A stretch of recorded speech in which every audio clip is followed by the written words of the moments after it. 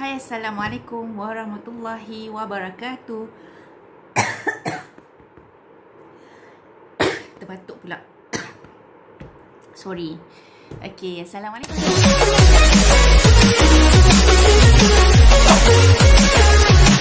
Okay, di video kali ini saya nak share satu urutan untuk menghilangkan simpul biawak. Okey, kalau biasa kena simpul biawak waktu malam ataupun simpul biawak waktu sedang mengandung tu memang biasa. Wanita-wanita yang sedang mengandung, simpul biawak ni memang sangat sinonim lah dengan kaum-kaum wanita yang sedang mengandung ataupun siapa-siapa saja, warga-warga emas, ayah kita pun ada terkena simpul biawak. So bila kena simpul biawak waktu malam tu memang sangat sakit, mengganggu tidur, dan dia punya sakit tu, efek dia tu, efek betis kita yang kena simpul biawak tu bukan pada malam tu je. So esoknya, lusanya pun masih sakit. So apa urutan yang untuk menghilangkan kesan terkena simpul biawak ni dengan cepat? Okey, kalau nak tahu cara urutan untuk menghilangkan simpul biawak, kena tengok video ni sampai habis. Amalkan semasa tengok video ni, semasa tonton video ni, buat sekali dengan saya. Jom.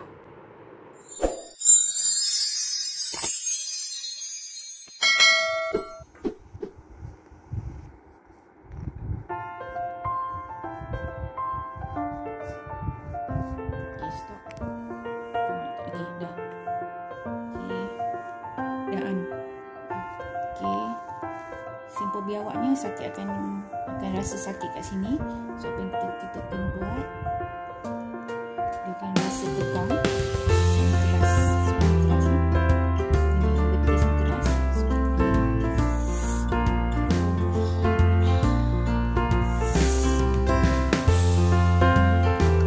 Memang sakit tapi kena tahan untuk meriliskan seluruh otot.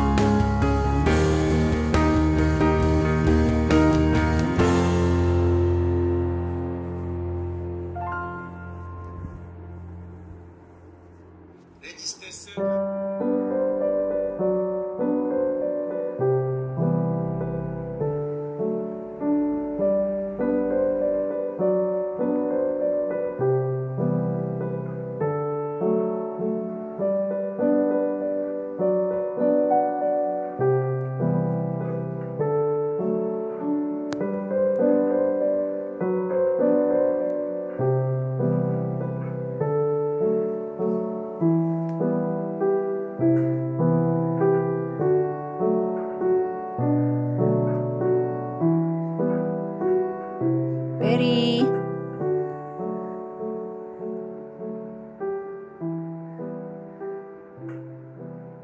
Macam simple kan?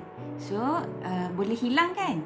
Kalau nak lagi bagus, letakkan minyak panas dekat kaki tu, dekat betis tu semasa urutan. Okey, itu saja untuk video kali ini. So next video saya akan share penyakit yang saya alami. Saya alami selama saya rasa 1 bulan. Saya menghadapi satu penyakit yang sangat saya tak tahan. So saya akan kongsikan untuk video yang akan datang. Okey, sampai jumpa lagi. Assalamualaikum. Jaga diri, okey? Bye.